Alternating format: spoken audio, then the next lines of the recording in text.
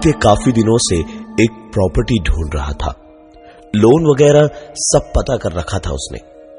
एक रोज ऑफिस जाते वक्त एक घर के आगे बोर्ड देखा तो शाम को जल्दी निकला ऑफिस से बातचीत करने।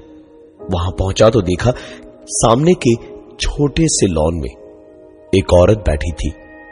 उनसे जाके आदित्य ने बात की तो उन्होंने बताया कि वो उस घर को बेचना चाहती है, वो भी जितनी जल्दी हो सके। आदित्य को भी थोड़ी जल्दी ही थी, लेकिन फिर भी लोन पास होने में थोड़ा वक्त तो लगना था, जिसकी वजह से उसने कहा कि मैडम 1 महीना तो लगेगा शायद, उसके बाद ही पैसे वगैरह का इंतजाम हो पाएगा। जिस पे उस औरत ने कहा कि 15 दिन में कुछ पैसे एक अकाउंट नंबर पे ट्रांसफर करके वो आ जाए और बाकी के उसी अकाउंट में बाद में ट्रांसफर कर दे। आदित्य को भी बात गलत नहीं लगी। उसने बस यूं ही पूछ लिया, इतनी भी क्या जल्दी है आपको इस घर को बेचने की? सब ठीक तो है ना घर में? उस औरत ने एक ही बात कही कि उसके पति की मौत के बाद से इस घर में उन्हें घुटन सी होती है।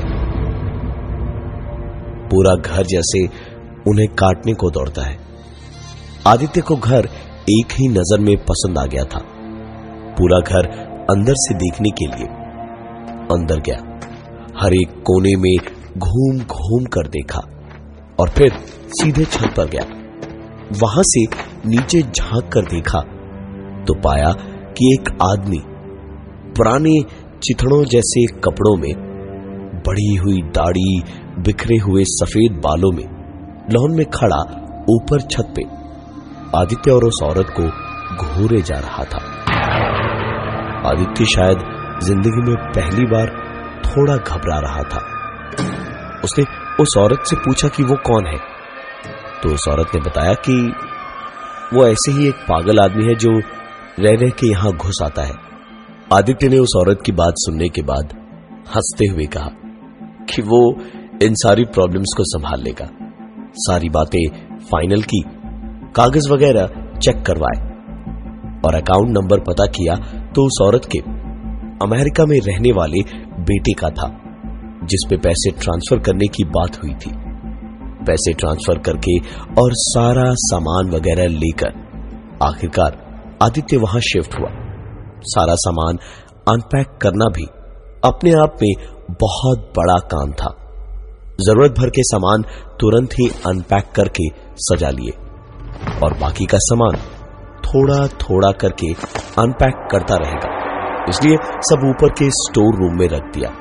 नीचे वापस आकर टीवी कनेक्ट कर रहा था आदित्य जब ऊपर स्टोर रूम में रखे सामान की आवाजें आई। आदित्य दौड़ता हुआ ऊपर स्टोर रूम में पहुंचा तो देखा सब कुछ बिखरा पड़ा था।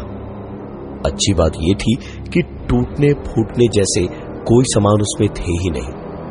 आदित्य ने देखा कि स्टोर रूम से लगी हुई एक छोटी सी बैल्कनी और भी थी।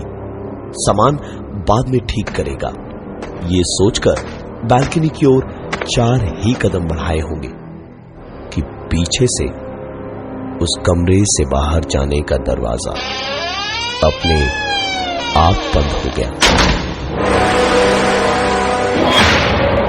सोचा 2 मिनट बाहर बैल्कनी में ताजी हवा खाएगा और फिर नीचे वापस जाएगा। बैल्कनी में गया तो आदित्य एकदम खुश हो गया। नजारा बेहद खूबसूरत था, लेकिन अजीब बात यह थी कि ऐसी भारी दोपहर में वहां देखने भर से ऐसा लग रहा था जैसे दिन का नहीं, रात का वक्त हो। आदित्य ने कभी ऐसा माहौल दिन के वक्त नहीं देखा था। वापस नीचे जाने को आदित्य पलटा ही था कि उसकी आंखें हैरानी से फैलती चली गई। सारा बिखरा हुआ सामान बिल्कुल ठीक ठाक अपनी जगह पर था। वो बंद दरवाजा खुला हुआ था और किसी के सीढ़ियों से नीचे उतरने की आवाज भी सुनाई दी। आदित्य भागा सीढ़ियों की ओर और जाकर देखा तो वहां कोई दिखाई नहीं दिया। आदित्य ने पूरे घर की खिड़कियां और दरवाजे अच्छे से चेक किए और दिन भर में बाकी का काम निपटाकर रात को जब सोने गया तो बदन थकान से टूट रहा था। नींद में ही उसे कुछ आवाजें ऐसी सुनाई दी जिनसे घबराकर आदित्य की नींद खुली।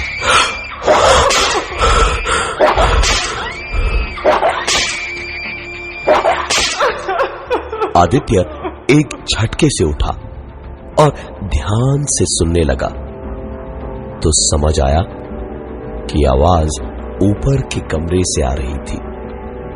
आदित्य उठा और धीमे धीमे दबे कदमों से ऊपर तक गया और दरवाजे पर कान लगाकर सुना तो साफ समझ आया कि आवाज सचमुच उसी कमरे के अंदर से आ रही। आदित्य ने अपनी पूरी हिम्मत जुटाई और पास पड़ी एक लोहे की रॉड उठाकर दरवाजे को एक झटके से खोला। कमरे की बत्ती जलाई तो अंदर कोई नहीं था। सिर्फ उस कमरे की खिड़की हवा से बार बार बंद हो रही थी और खुल रही थी। आदित्य अच्छी तरह जानता था कि उसने क्या सुना था और अंदर उसे क्या दिखना चाहिए था, लेकिन अंदर कोई भी इंसान मौजूद नहीं था। थकान की वजह से शायद वो इन सारी चीजों को देख और सुन पा रहा था। उसे लगा कि शायद अपनी थकान के कारण वो कोई बुरा सपना देख रहा था।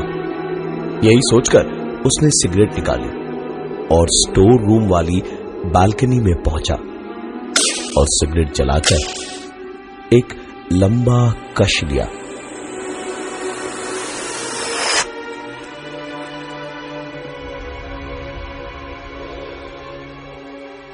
अकेले रहने की कीमत, यही एक बुरी आदत थी उसकी।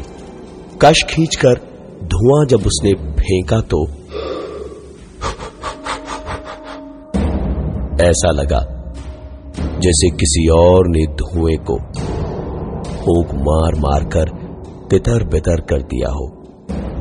आदित्य को अभी अभी इतना बड़ा वहम हुआ था कि उसे ये भी अपना वहम ही लगा। उसने दोबारा एक कश खींचा और धुआं छोड़ा।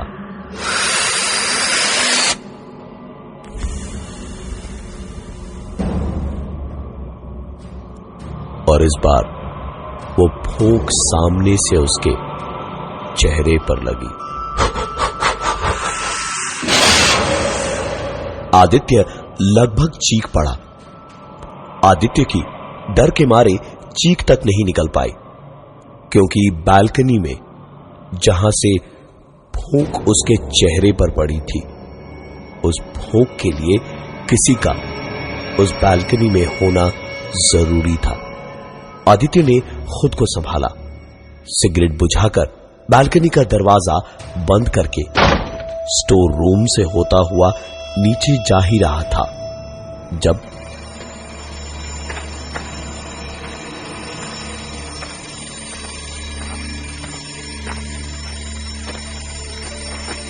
स्टोर रूम में रखे एक डब्बे से अलार्म क्लॉक बजने की आवाज आने लगी। आदित्य ने डब्बे को ढूंढते हुए आखिरकार वो डब्बा ढूंढ ही लिया जिससे आवाज आ रही थी। डब्बे को खोलते ही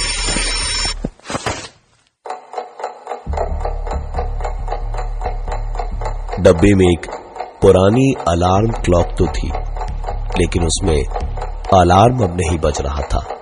सिर्फ घड़ी के सुई के कांटे की टिक टिक करने की आवाज चले जा रही थी। आदित्य भी आखिरकार एक इंसान ही था। घबराहट के मारे रात भर अपने कमरे में जागता रहा और पूरी रात एक झपकी भी नहीं ले पाया।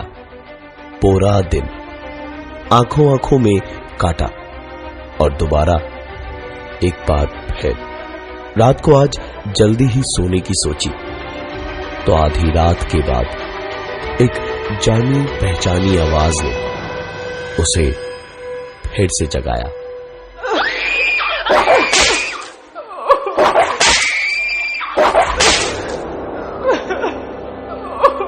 आवाजें धीमे धीमे बढ़ती गई और आदित्य की घबराहट भी।